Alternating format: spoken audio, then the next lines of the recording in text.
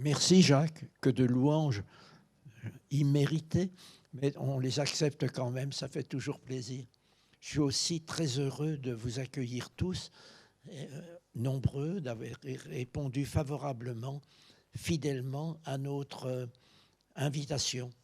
Nous sommes aussi très très heureux, comme Jacques l'a fait, d'accueillir nos amis allemands, nos amis universitaires allemands qui donnent en quelque sorte une dimension outre-frontière de la voie que nous avons ouverte en France. C'est très important pour nous, votre présence. 40 ans d'histoire des MIF, il est évident que je ne vais pas faire un travail d'historien, c'est-à-dire repérant des événements au cours de ces 40 années. Ce que je voudrais surtout, c'est montrer quelle est l'idée, l'inspiration principale des maisons de l'information sur la formation, inspiration qui fait qu'aujourd'hui encore, nous avons la capacité de nous réunir et la capacité de répondre à des appels d'offres, soit de l'État, soit de la région, soit de l'Europe. Les MIF ont été créés en 82 par l'État après que la France ait subi le premier choc pétrolier. Ça a été véritablement, ce choc pétrolier, un événement qui a déstabilisé complètement les structures politiques et l'équilibre politique en particulier. C'est un petit peu la fin des 30 Glorieuses, qui faisait que les dirigeants se sont interrogés sur ce phénomène qui prenait une ampleur importante, qui était le phénomène du chômage. Et en 82, il est vrai qu'il n'y avait qu'une seule structure, la NPE à l'époque, pour répondre à cette demande d'emploi. Mais à l'époque aussi, l'emploi était considéré comme une réponse à des offres disponibles ou non. La grande interrogation en 82 qui a été posée, c'était celle-ci. Est-ce qu'une partie de la population, compte tenu de cette situation de crise, doit rester sur le bord du terrain, sur le bord de la route? Et c'est à ce titre-là qu'en 82, l'État, la délégation à la formation professionnelle, le ministère du Travail, a demandé à 3 MIF, Cergy, Évry et Chambéry, de conduire sur 3 ans une expérimentation. Il fallait changer en quelque sorte notre regard sur l'emploi, sur cette capacité qu'a chacun de pouvoir rejoindre ce monde du travail, alors que jusqu'alors, c'était un phénomène qui était un peu laissé à lui-même. Nous avons donc réfléchi pour se dire que effectivement, les banques de données étaient à l'époque peu importantes et c'est un travail que nous avons approché, mais qui n'a pas été peut-être le cœur même de notre réflexion. Toutefois, il est vrai que l'offre de formation et d'emploi a commencé à prendre existence dans les différentes banques de données qui se déployaient sur l'ensemble du territoire. Donc, le concept d'information était quand même un concept novateur à l'époque. Informer, c'était la première fois que l'on prenait en main une discipline comme la formation en disant il faut informer sur cette formation. La formation était en quelque sorte une dimension naturelle de la vie citoyenne. Donc, les MIF ont été appelés à cultiver cette dimension de l'information sur la formation. Ça pouvait être quelque chose de surprenant, mais de très nécessaire, car on s'est aperçu à l'époque qu'une grande partie de la population ignorait tout du patrimoine formation en particulier. Vous voyez, l'école avait sa publicité naturelle, l'université avait sa publicité naturelle, tandis que la formation continue qui s'était développée après la loi de 71 n'avait pas de plateforme en quelque sorte pour dire véritablement qui elle était. Ça paraît surprenant. Donc, il est vrai que si l'on voulait promouvoir la formation comme étant un acheminement vers l'emploi, il fallait cultiver cette information sur la formation. Et c'est ainsi qu'on a dit que les MIF devenaient des vitrines de l'offre de formation. Vitrine, voilà. On avait notre vitrine, alors que jusqu'alors, seule l'école et l'université avaient leur propre vitrine. Il est vrai aussi, donc voilà une première dimension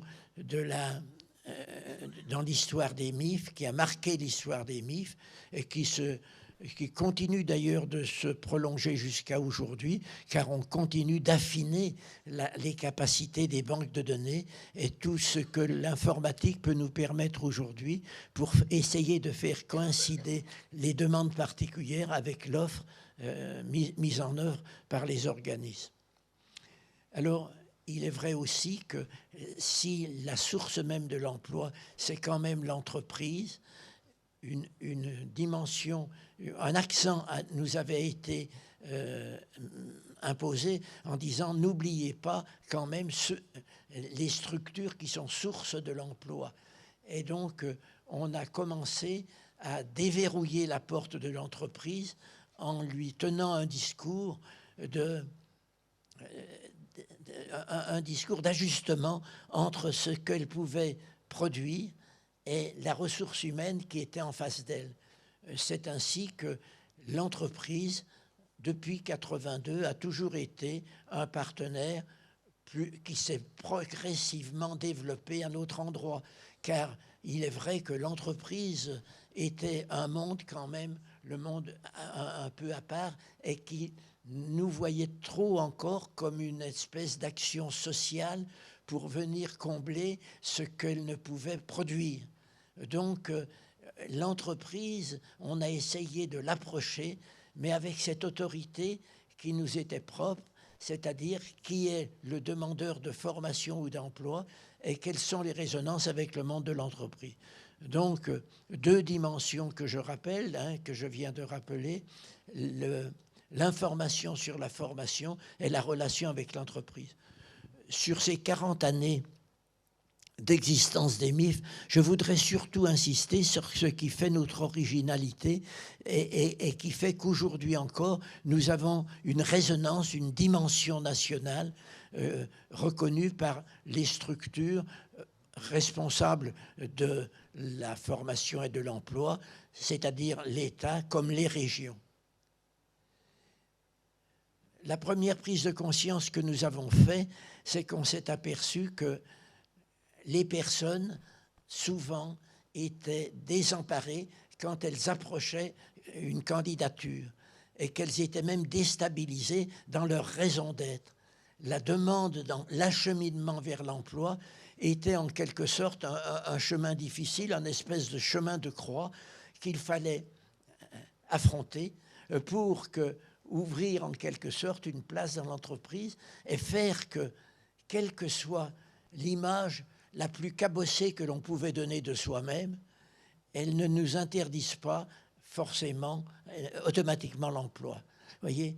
Donc on s'est mis à regarder tous ces demandeurs de formation et d'emploi comme des personnes dans leur unicité propre, pas forcément, ne pouvant pas forcément être inscrites dans les critères traditionnels que l'école avait forgés. Et c'est ainsi que nous avons approché la créativité spécifique de chacune des personnes. Cette créativité, quel que soit, je disais, le visage le plus cabossé que l'on puisse donner de nous-mêmes, nous autorise, cette créativité nous autorise à avoir une place dans le monde de l'entreprise, dans le monde de la production. Toutefois, cette identité spécifique, il fallait la formuler.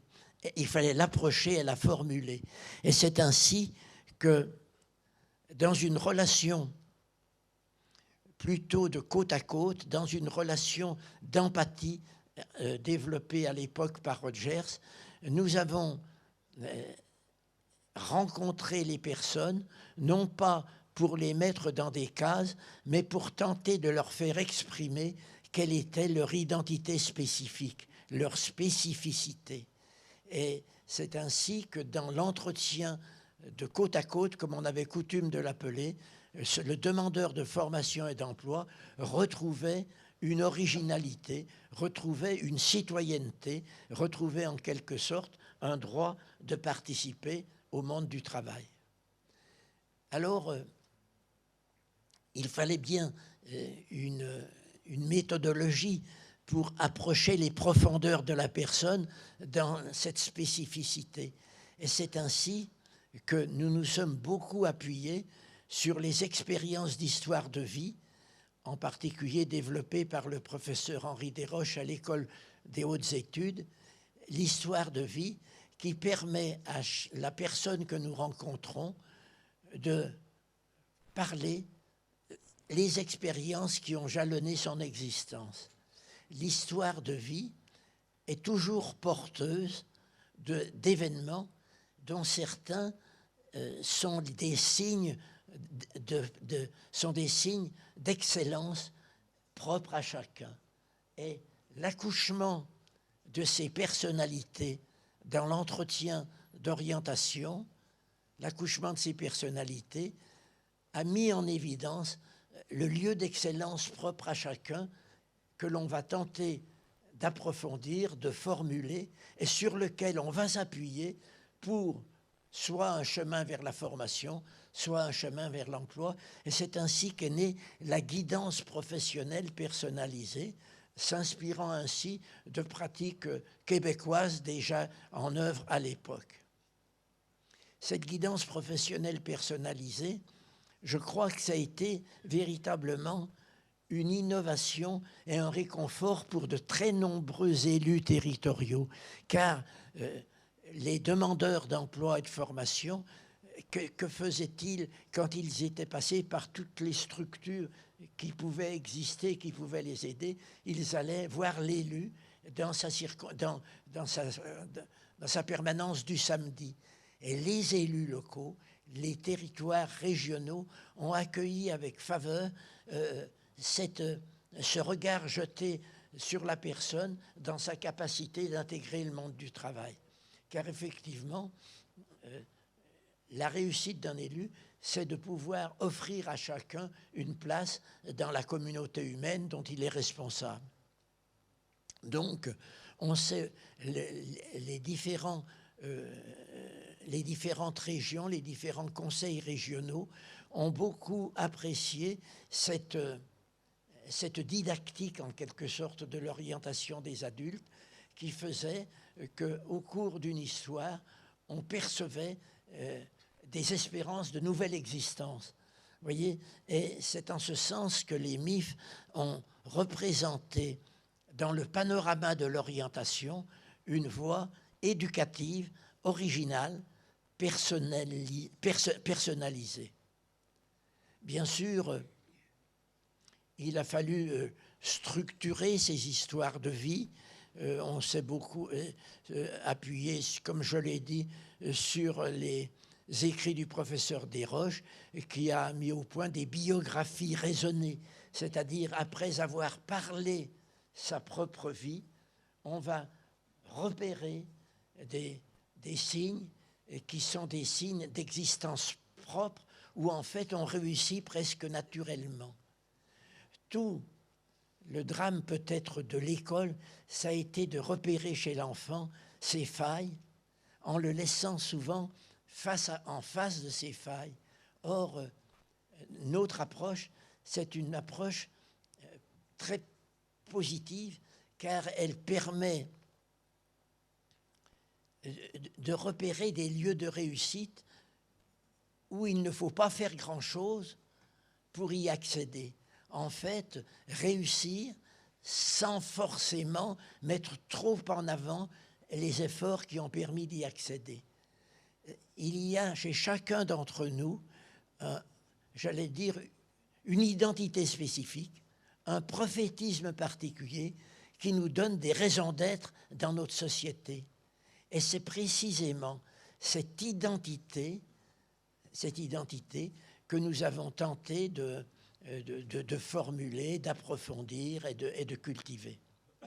La guidance professionnelle personnalisée, c'est véritablement, je crois, ce que nous avons apporté et que l'on continuera d'apporter, car vous voyez, même en particulier tous les apports de l'informatique, souvent ont toujours tendance à remettre la personne dans des cases, alors qu'en fait, quand on est respectueux d'une vocation professionnelle, je crois qu'on est surtout on est face à un cheminement, et c'est ainsi que l'attitude de l'accompagnateur en orientation a pris le nom de médiateur. Et nous nous sommes beaucoup appuyés aussi dans nos inspirations sur le travail effectué par le professeur Reuven Feuerstein, qui est considéré comme l'un des pères de la médiation éducative. La médiation, c'est tout à fait différent de l'orientation ou de l'éducation qui a souvent des consonances autoritaires. Le médiateur, c'est celui qui ouvre sa propre personnalité à l'autre pour qu'il puisse se déployer dans un univers où, dans cette relation du je et du tu, une nouvelle personnalité va jaillir. C'est comme cela d'une certaine manière, on fait revivre ceux qui souvent se sentaient presque déjà des moribonds dans le champ de l'emploi.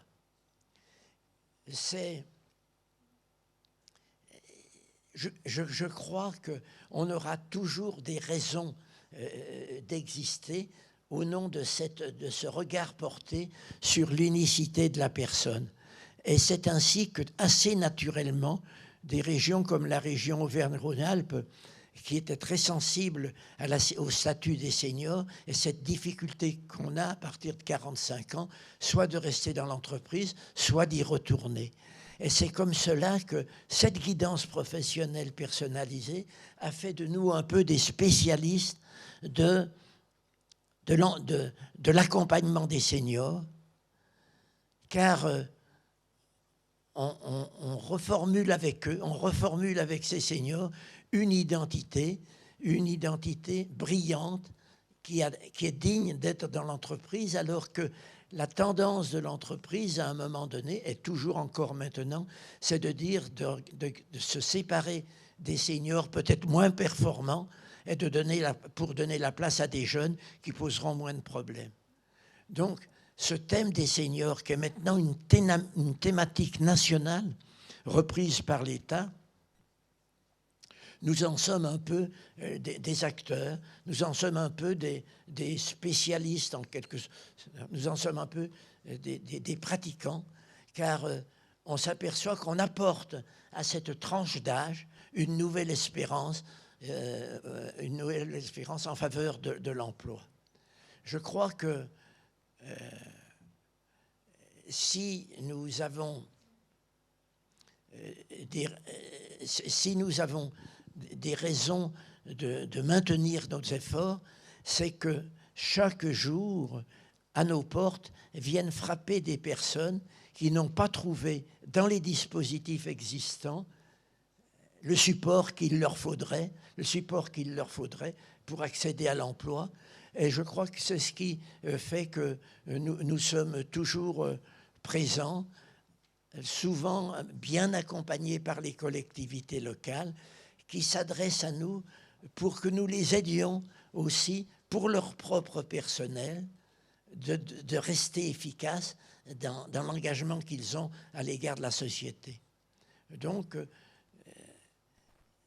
ce n'est plus tellement vers la création de nouvelles structures que nous dirigeons nos efforts, mais c'est plutôt vers des collectivités, vers des régions qui nous demandent d'intervenir pour apporter ce regard nouveau dans le champ de l'orientation. Et c'est ce que, par exemple, c'est ce qu'on est en train d'expérimenter dans la région Aquitaine avec la MIF de l'Ain. Je crois que c'est cela, finalement, notre fierté. Ce n'est plus tellement la multiplication des structures que le déploiement d'une stratégie d'orientation éducative. Alors, en finale, je voudrais simplement dire que notre dynamisme, eh bien, il se réconforte aussi grâce à nos amis allemands.